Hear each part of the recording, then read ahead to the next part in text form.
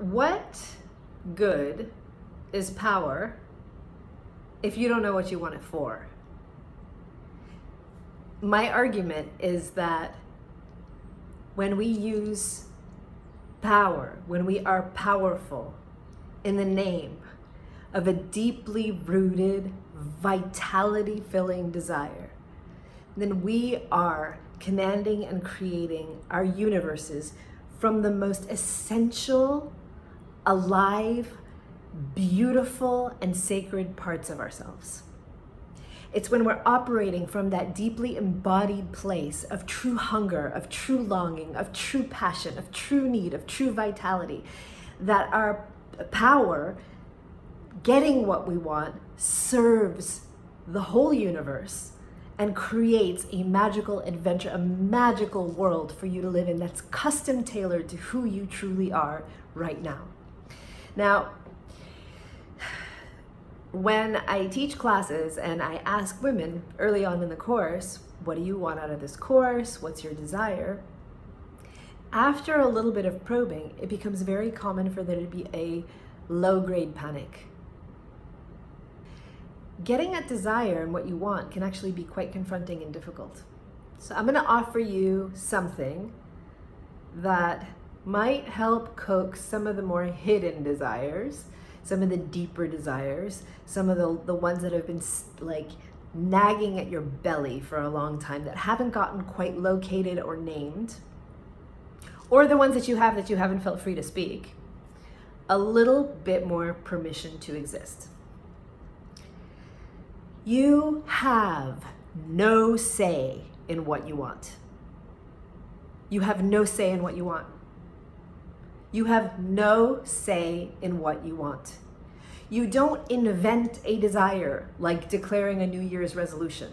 You don't create a desire like you create a goal. It is something that comes through you. You have no say in it. You have no say in what you want.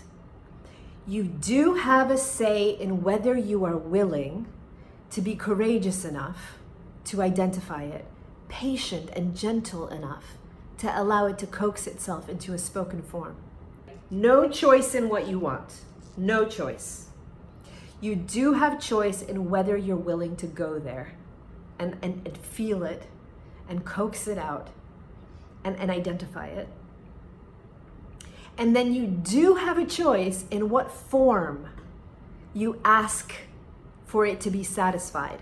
If you allow me a little bit more metaphysical imagination, I am of the conviction that these desires choose just the right vessel. They choose you. They choose you to be the channel and the vessel of that particular color of life force, of that particular expression of life.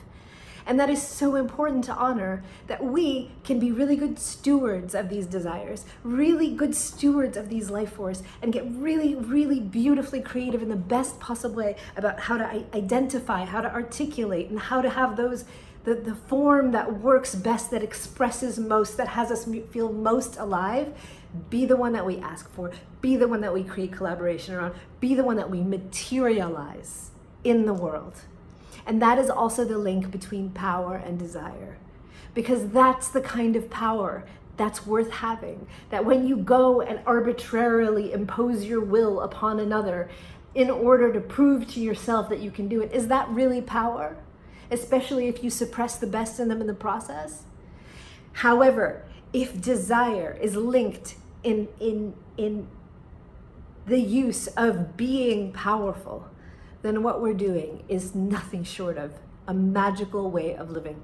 So you have no say in what you want, so you never, ever, ever, ever, ever have to question whether the feeling you have is legitimate or whether you deserve for it to be met. Because one way or another, there is a way for it to be met, and most likely in unexpected, beautiful, and magical ways.